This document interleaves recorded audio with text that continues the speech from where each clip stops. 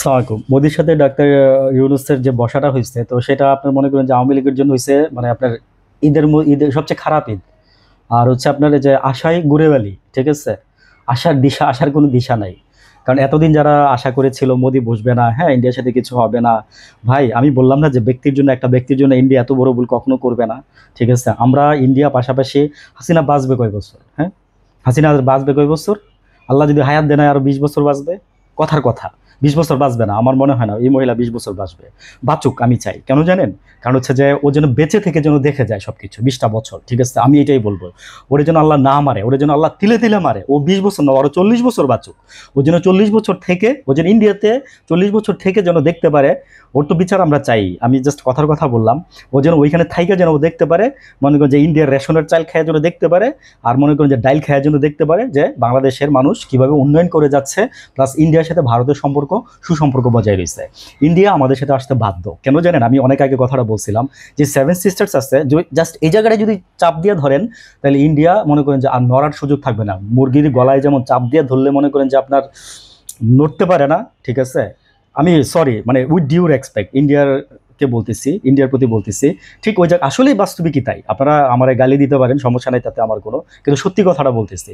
ওই জায়গাটার মধ্যে চাপ দিয়ে ধরলে মনে করেন যে আপনার ইন্ডিয়া কোনোভাবে ওইখানে 7টা অঙ্গরাজ্যে তাদের সেভেন সিস্টার্সে তারা পণ্য আনা নেওয়া বা আদার্স অ্যাটসেট্রা সব কিছু কোনো কিছু করতে পারবে না। শুধু একটাই রাস্তা। দেখেন, ইউনূস সরকার সব জায়গায় গিয়ে একটা কথাই বলে, সেটা হচ্ছে উনি আমেরিকায় মানে বক্তৃতা দিচ্ছে, ওইখানেও বলছে যে নেপাল আছে পাদদেশের চোরাই, ঠিক আছে? ভুটান আছে পাদদেশের চোরাই, ঠিক আছে? তারপরে নেপাল, ভুটান, মালদ্বীপ, এই 3টা কান্ট্রি তো মালদ্বীপ না হয় আছে যে সমুদ্রের কাছে গেছে, কিন্তু ওদের কিন্তু সমুদ্র লাগবে, ওরা কিন্তু মনে করেন যে আপনার সমুদ্র ছাড়া পণ্য আনতে পারতেছে না। তো এরা যদি এদিক থেকে যদি আমাদের দিক থেকে যদি এগুলো নেয়, তো আমার কথা হচ্ছে কি ভাই জানেন যে আর ওই জায়গাটার মধ্যে আপনার যে এই সেভেন সিস্টার্সের এবং চীনের সাথে ভারতের প্রায় আপনার 7টা অঙ্গরাজ্য, তো ওইখানে প্রায় 2000 কিলোমিটারের মতো আপনার বর্ডার আছে। খারাপ না, কিন্তু বিশাল বড় এরিয়া, ঠিক আছে? তো ওইখানে ম্যাক্সিমাম আপনার চায়না দখল করে মানে নিয়ন্ত্রণে নিয়ে রাখছে। আর চায়নাকে তো ইন্ডিয়া ভয় পাই। আর এই যে সামরিক এই যে এত কিছু বাড়ায় ইন্ডিয়া, এটা কিন্তু চায়নার জন্য বাড়ায়। এবং চায়না কিন্তু মনে করেন যে কিছুদিন আগে, আমরা গত 2 বছর আগেও দেখছি যে 1-1.5 বছর আগেও দেখছি যে চায়না আপনার ইন্ডিয়ার বিভিন্ন এলাকা আপনার দখল করে নিচ্ছে। তো ইন্ডিয়া কিন্তু আসলে কিছু করতে পারতেছে না। ইন্ডিয়ার সাথে তো চায়না যদি যুদ্ধ জড়ায়ও, মানে কোয়েশ্চেন ডাজ নট অ্যারাইজ যে ইন্ডিয়া কিছু করতে পারবে। চায়না মনে করেন যে ফুয়ের আগে উড়াই দিবে ইন্ডিয়ারে, বুঝছেন? তো আমি বলবো কি জানেন ভাই, এই যে এইসব রেশারেশি, মারামারি, কাদাকাদি, মানে কাদা ছোড়াছড়ি না করে একসাথে থাকেন, দেশটা একসাথে গড়েন। হ্যাঁ, আমি বলবো যে চীন, ভারত আর বাংলাদেশ যদি একসাথে যদি হইতো, 3টা মাথা যদি একটা হইতো, তাইলে বিশ্বাস করবেন যে কত কিছু হইতো। এই যে ইউনূস সাহেব কিন্তু ঠিক এই বক্তৃতাটা সব জায়গায় গিয়ে বলে যে আমাদের সমুদ্র আছে, তোমাদের পর্বত আছে, হ্যাঁ, আমরা তোমাদের পর্বত কাজে লাগাই, তোমরা আমাদের সমুদ্র কাজে লাগাও। ভাই, দিস ইজ দ্য ফ্যাক্ট। বাংলাদেশটা তো মনে করেন যে আমি কি বলবো, যে বাংলাদেশটা আমাদের, কিন্তু এই পৃথিবীটা তো সবার। আমি বলবো যে ইন্ডিয়াতে যেমন মানে আমার দেশে ইন্ডিয়া না হোক, কিন্তু এই এই পৃথিবীতে যেহেতু আমি জন্মাইছি, আমরা তো এইভাবেই বলি। আমি তো বলি না যে আমি বাংলাদেশে জন্মাইছি, খুব কম বলি। আমরা বলি যে আমরা এই পৃথিবীতে জন্মাইছি। এই পৃথিবীতে যেহেতু আমরা আসছি, সো আমার কথা হচ্ছে মানে পুরোটা দেশই আমার, পুরোটা মানে দেশ না, পুরোটা পৃথিবী আমার, ঠিক আছে? তো সেই সেন্সে আমি এই কথাটাকে সম্মেলন করে বলতেছি, এক সূত্রে গাঁথতেছি যে চীন, বাংলাদেশ, ভারত যদি একসাথে যদি মানে চায় যে আমরা অনেক কিছু করব, হ্যাঁ, তাহলে কিন্তু পসিবল, ইটস টু পসিবল, ঠিক আছে? কিন্তু এই যে এক হাসিনার জন্য মনে করেন যে আপনারা যে ভারত আর টুটকি বুটকি কিছু সুবিধার জন্য মনে করেন যে ভারত আজকে মনে করেন যে এই জিনিসগুলো করছে। ভারত এই যে তারপরে আমাদেরকে নিয়ে যে এরকম প্রপাগান্ডা ছড়াইতেছে, এটা নিয়ে কথা হয়েছে, হাসিনাকে দেশে ফেরানোর ব্যাপারে কথা হয়েছে, তারপরে আপনার অনেক কিছু নিয়ে কথা হয়েছে। আওয়ামী লীগ তো বিশ্বাসই করে নাই যে মানে মোদি বসবে, হ্যাঁ, ঠিক আছে? অবশ্য আমারও একটু কনফিউশনে ছিলাম, বাট হঠাৎ করে এই সিদ্ধান্তটা হয়েছে ব্যাংককে বসবে। আমি এক জায়গায় বলছিলাম ভুটানে না কোথায় যেন, ভুল বলছিলাম। মানে আমি আসলে স্ক্রিপ্ট করি না, তো যতটুকু মনে নলেজে থাকে অতটুকু বেসিসে বলি। তো পরে আবার রেকটিফিকেশন করে বলছি যে এই যে মালদ্বীপ ইয়াতে বসতেছে, ব্যাংককে বসতেছে। তো এই সম্মেলনটা দেখেন যে কি বলবো যে মানে এটা কোনো বৈঠক না, মানে আপনার ধরেন মানে ঘটাঘটি কোনো বৈঠক না। একটা সম্মেলন ছিল, ওইখানে আধা ঘন্টার জন্য বা 10-15 মিনিটের জন্য একটা মানে বসার কথা ছিল, 30 মিনিটের বসার কথা শুনছিলাম। পরে সেখানে এখন মনে করেন যে প্রায় 40 মিনিট ওনারা কথা বলছে দুইজন, ঠিক আছে? তো খুবই ভালো লাগছে আমার কাছে। তো আমি জাস্ট এটাই বলতে চাচ্ছি যে আমাদেরকে শত্রু না ভেবে আপনারা বন্ধু ভাবেন, আপনারাও বেনিফিটেড হবেন, আমরাও বেনিফিটেড হব। ইভেন আপনাদের যে সেভেন সিস্টার্স সেটাও সুরক্ষিত থাকবে। আমাদের মর্যাদাপূর্ণ মানে মর্যাদাপূর্ণ সম্মান আমাদেরকে ফিরাই দিবেন আপনারা আমাদেরকে। আমরা আমরা ফিরাই দেওয়ার দরকার নাই, আমরা মর্যাদাপূর্ণ সম্মানে আমরা নিজেরাই নিজেদের তৈরি করে রাখছি। আপনারা যে সেটাকে স্বীকৃতি দিবেন। হ্যাঁ, হাসিনার মতো এরকম ফালতু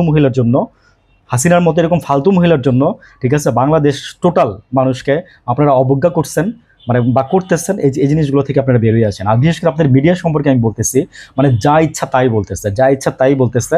মানে মানে আমি বলবো কি জানেন, যে ফল শেষে আপনারা জিরো পাবেন রেজাল্ট। ঠিক আছে, অবশ্য টাকা কামাইতেছেন, কামাই নেন, সমস্যা নেই। হাসিনা টাকা হয়ে থাকলে কামান, হাসিনা যদি টাকা দিয়ে থাকে না তাহলে কামাইতে থাকেন, সমস্যা নাই। কিন্তু আমাদের একটু বইলা নিয়েন ভাই প্লিজ, বুঝছেন না? বললে একটু ভালো লাগে যে ভাই আপনাদের মানে ভালোটাই বলবো। হাসিনা আমাদের টাকা দিতেছে, তো তাই আমরা মনে করি যে হাসিনার জন্য একটু বলতে হয়, বুঝছেন? তো এই কথাগুলো বইলা নিয়েন, তাহলে আমরা কিছু মনে করবো না। আপনাদের এই যে মিডিয়াকে বলতেছি, বুঝছেন, কারণ মিডিয়াকে বলার মতো ভাষা আমার নাই।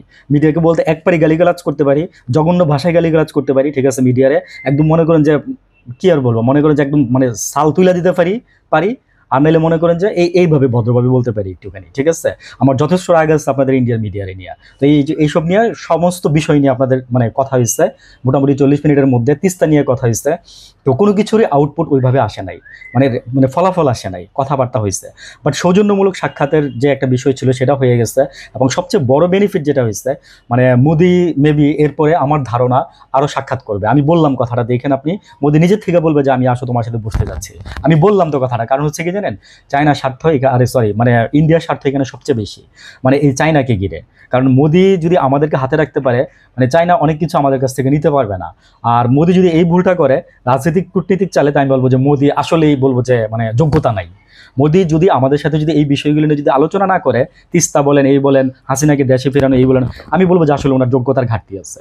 সরি ভাই, কিছু মনে করেন না। ওই যে বললাম না, ক্র্যাক 3-তে তো মনে কোশ্চেন করলে বলে দেয় মোদির যোগ্যতা কি আর ডক্টর ইউনূসের যোগ্যতা কি। আসে, আপনারা দেখেন ক্র্যাক 3 অ্যাপস নামাই দিয়ে ওইখানে কোশ্চেন করেন যে মোদির যোগ্যতা, শিক্ষাগত যোগ্যতা কি, আর হচ্ছে ইউনূসের শিক্ষাগত যোগ্যতা কি। বাচ্চা ভাই, বুঝছেন, দুনিয়াটা অনেক মজার হয়ে গেছে।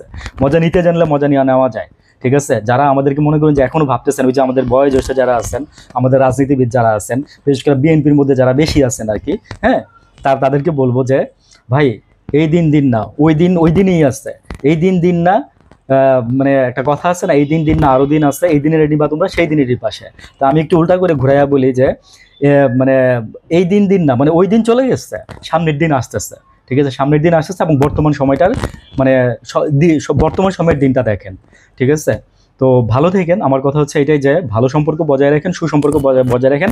আর ওই মহিলারা আমাদেরকে ফেরত দেন, আমরা ওই মহিলার বিচার করবো। কারণ ওই মহিলার গায়ে রক্তের দাগ লেগে আছে, এখনো বাংলাদেশে রক্ত শুকায় নাই, এখনো বাংলাদেশের মাটিতে রক্ত শুকায় নাই। আমি আরেকটা জিনিস এখানে একটু বলে রাখি, আমাদের যে গ্রাফিটিগুলো আছে দেয়ালে, এগুলো ভাই মুছে ফেলতেছে, ঠিক আছে। আমি জেনজির ভাইদের উদ্দেশ্য করে বলতেছি, প্লিজ জেনজির ভাই বোনেরা আমার, আপনারা এগুলো তৈরি করছেন, আপনারা এই দেশ স্বাধীন করছেন, আপনাদের এগুলো রক্ষা করার দায়িত্ব আপনাদের। আমি মানে প্লিজ, আমার কান্না সেটার জন্য, আপনারা দয়া করে এটা করেন। আমি বলি আরেকটা কথা, যে ডিভাইডারের মাঝখানে, হ্যাঁ, মানে রাস্তার মাঝখানে যে আপনারা যে লিখছেন কথাগুলা, হ্যাঁ, এক একজন তো এক একটা কথা লিখছেন, এক একটা কথা লিখছেন, এক একজনের মনের কথা লিখছেন, ঠিক আছে। আমি বললাম না যে যার পাশে দাঁড়ায় যে বন্ধু মারা গেছে, সে বলতে পারবে যে তার কতটুকু কষ্ট লাগছে, তার সে লিখছে আর আঁকছে, গ্রাফিটি আঁকছে আর কান্না করছে, ভাই আপনাদের সেই গ্রাফিটিগুলো মুছে ফেলা হচ্ছে। কারা মুছতেছে জানেন? দোকানদার, ঠিক আছে, ব্যবসায়ী, হ্যাঁ। তারপর মনে করেন যে মানে আমি বললাম যে সৃজন একাডেমি, তারপর মনে করেন যে আপনার এই যে ওই একাডেমি, এই হোটেল, ওইগুলো মুছে ভাই এগুলো করতেছে। প্লিজ ভাই, অনুরোধ লাগে আপনাদের কাছে, আমি জেনজির ছোট ভাই বোনদেরকে আমি অনুরোধ করব, হাতে পায়ে ধরে অনুরোধ করবো, আপনারা এই জিনিসগুলো রক্ষা করেন। আমি একবার বলছিলাম যে এই জিনিসগুলো রাখবেন, দেয়ালে রাখবেন। আমরা এক যুগ 2 যুগ 3 যুগ এই জিনিসগুলো দেখতে চাই। আমাদের আরো 2-3 প্রজন্ম এই জিনিসগুলো দেখবে, লালন করবে মনের মধ্যে। এটা দায়িত্ব আপনারা নেন। আপনারা মনে করেন নিজের টাকা দিয়ে করেন, একটা আমি বলবো যে একটা মানে আলোচনা করেন। আমি তো আসলে কেউ না, সাধারণ জনতা আপনাদের মতোই, আমি জাস্ট পরামর্শ দিতে পারি, পরামর্শ দিয়ে যাচ্ছি। আপনারা নিজেরা লাগে, আপনারা এটা একটা মানে আর্ট করেন, রং আর তুলি, এই তো খরচ। আর আপনি নিজে তো শ্রমের টাকা তো আর নেবেন না, মানে আপনি একটা ভাউচার করেন, করে সরকারের খাতায় জমা দেন। আর আমি মনে করি যে এই নিয়ে একটা মানে মানে কোনো একটা কমিটি গঠন করে আপনারা এটা সরকারের কাছে একটা উপস্থাপন করেন, ঠিক আছে। এই গ্রাফিটিগুলো দেয়ালে থাকবে, আমার খুবই ভালো লাগে, আমার মনটা ভরে যায় যখন আমি রাস্তায় দিয়ে চলি, যখন এই গ্রাফিটিগুলো দেখি। কিন্তু খুব কষ্ট লাগছে, কালকে 2 দিন ধরে আমি দেখতেছি যে এগুলো মুছে ফেলতেছে, কিছু জানোয়ার আছে, এগুলো মুছে ফেলতেছে, ঠিক আছে। প্লিজ এদেরকে ঠেকান। আর যারা এইসব যে লিখতেছে না, যাদের মনে করছে ভাই কিসের অ্যাড দিচ্ছে জানেন, দোকানের অ্যাড দিচ্ছে, বইয়ের অ্যাড দিচ্ছে, ওর অ্যাড দিচ্ছে, এই অ্যাড দিচ্ছে, মনে করেন ওর সামনে দোকান আছে ওইটার অ্যাড লিখে নিয়ে এসে লিখতেছে, বুঝছেন, ফোন নাম্বার দিচ্ছে, কোচিং সেন্টারের ফোন নাম্বার দিচ্ছে, এই করতেছে এই করতেছে। প্লিজ জেনজির ভাই বোনেরা, আমি আপনার কাছে আল্লাহর দোহাই লাগে, আমি আপনাদেরকে মানে অনেক পছন্দ করি, আমার ছোট ভাই আপনারা, ছোট বোন আপনারা, প্লিজ আপনারা এই জিনিসগুলো রক্ষা করেন। আমি চাই না যে এই জিনিসগুলো মুছে যাক, ঠিক আছে, আমি চাই না এই জিনিসগুলো মুছে যাক। এত মানুষ রক্ত দিচ্ছে, ঠিক আছে, মানে আমি আর বলতে পারতেছি না, আবেগ আপ্লুত। থ্যাংক ইউ, ভালো থাকবেন, সালাম আলাইকুম, আল্লাহ হাফিজ।